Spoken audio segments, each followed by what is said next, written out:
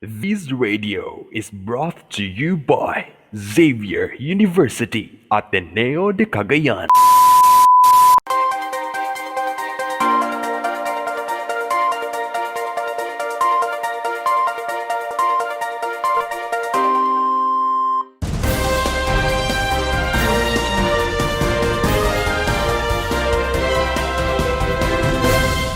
From the home of issues and current events, delivering news without bias, news with no exemptions, including nothing but the truth. DXBB, Voice of the Citizen.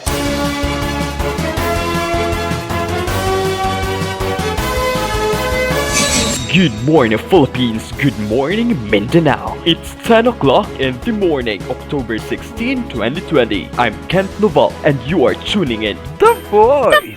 The voice. Voice of the Citizen. For the headlines, economic risk definition and examples will be clearly explained. Forces and problems through political risk will now be defined. Public corruption in a business will be further explained. Purposes and importance of intellectual property protection will now be revealed. Only here on your number one radio station, DXBB, Voice of the Citizens.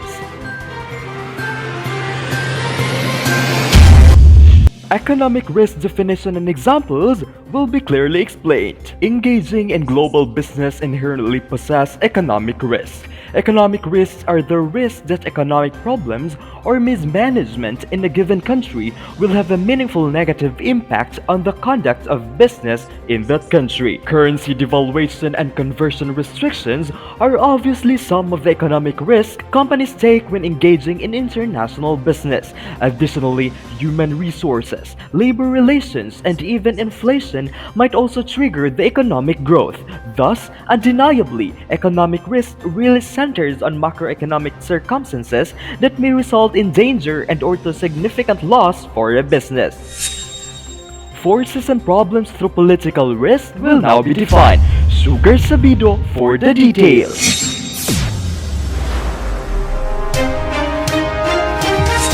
Political risks are risks that potential forces or problems in a country will have a meaningful negative impact upon the conduct of business in that country. Political risk can be either micro or macro in nature. Micro political risk is referred to as a risk that only affects a certain industry or number of firms in a given country, while macro political refers to the risk that essentially affects all businesses in a given country. Potential changes in government, civil wars, social unrest, and possible government confiscation of assets are all examples of the types of political risk companies face in the world of global businesses. Now, in recent years, and especially since September 11 of 2001, terrorism and other threats to physical safety, such as piracy of shipping vessels, have become increasingly significant political risks worldwide. Now, we have also this what we call terrorism. It involves unlawful acts of violence threatening the physical safety of others. Now, as part of its response to the 9/11 attacks, the U.S. Congress passed the Terrorism Risk Insurance Act of 2002, which President George W. Bush signed into law on November 26 of the same year. This law provides insurance coverage for the risk of a U.S. business or property being attacked by a foreign person or foreign investment. Thus, the U.S. government is providing businesses with insurance from events of terrorism. This has been Ray Angelica Sibido reporting here on DXBB, Voice of the Citizen. Definition and essential kinds of business corruption will be given out point. We have Anika Sevillano for the details. Corruption is a situation where businesses are able to illegally alter relevant private and public decision-making by way of bribes, kickbacks, blackmail, extortion, and related activities. There are two essential kinds of business corruption. First is private corruption, and second is public corruption. Private corruption is business corruption involving other private businesses, individuals, or groups, while public corruption involves a breach of public trust and abuse of position by federal, state, or local officials and their private sector accomplices. Definitions of both private and public corruption may vary widely across the globe. Thus, it is in fact that corruption really is a pest in the development and growth of businesses in all aspects, in all matters. This has been Anika Sevillano reporting here on DXBB, Voice of the Citizens. Stay tuned for another sizzling news. We'll be right back after this short break.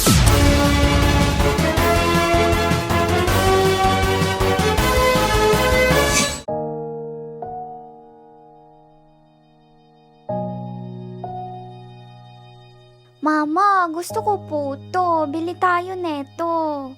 Anak, wala na tayong pera. Pang-ulam lang tong dala natin. Sige na, Mama. Minsan lang naman ako humingi eh. Anak, pasensya na ha. Talagang kapos tayo eh. Hayaan mo pag nakaluwag-luwag ako, bibilhan kita niyan. Na, bakit ba kasi tayo mahirap? Halos karamihan ng tao ngayon ay naghihirap. Nararapat lang na ito'y solusyonan. Kurap sa bayan ay huwag hayaan. Tayo na't sama-sama nating labanan. Ang paalalang ito ay tid sa inyo ng Xavier University Ateneo de Cagayan.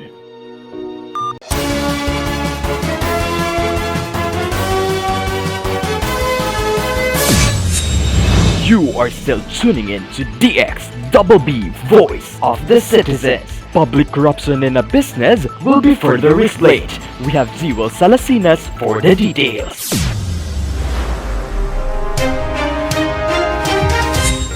Paying bribe to government officials in order to obtain a license to conduct a certain kind of business in a particular country is an example of public corruption. In the United States, there is a law in 1977 that prohibits U.S. companies from bribing or otherwise corrupting foreign government officials in order to win foreign government contracts. This is referred to as FCPA, or the Foreign Corrupt Practices Act. It is important to note that not every country has rigorous laws in this regards like the US, and even if they do, such laws may not be aggressively enforced or enforced at all. In fact, the bribes of many countries and cultures throughout the world are simply an expected part of compensation. This has been Zewel Salasinas reporting here on DXWB, Voice of the Citizens. Back to you, Ken. Purposes and importance of intellectual property protection will now be revealed. We have Angela Dael for the details.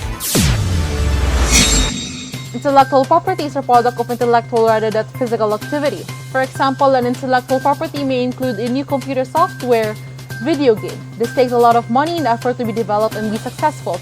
But once it is developed, the given computer software can be copied by others for a fraction of the cost. To protect the creation of intellectual property and to encourage innovation, most nations have laws to protect this intellectual property. This is referred to as intellectual property protections. Intellectual property protections is limited monopoly rights legally granted by a nation to the creator of intellectual property. The common examples of this are the patents, trademarks, and copyright. Patents is the rights granted to the inventor of a product or process that excludes others from selling, making, or using the innovation for a certain period of time.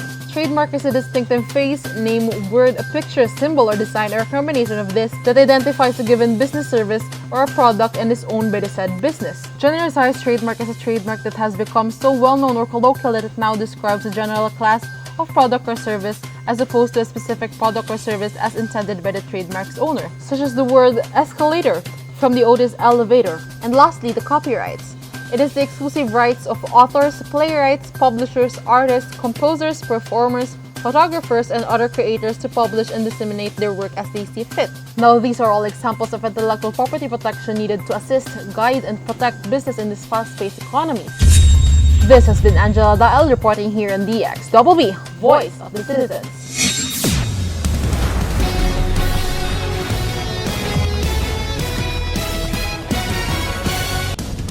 Now we have come to an end. Stay tuned for another sizzling, sizzling, and hottest issues of the minute. News with no exemption, delivering nothing but the truth. You are tuning in to DXWB, the voice, The voice voice of the citizen.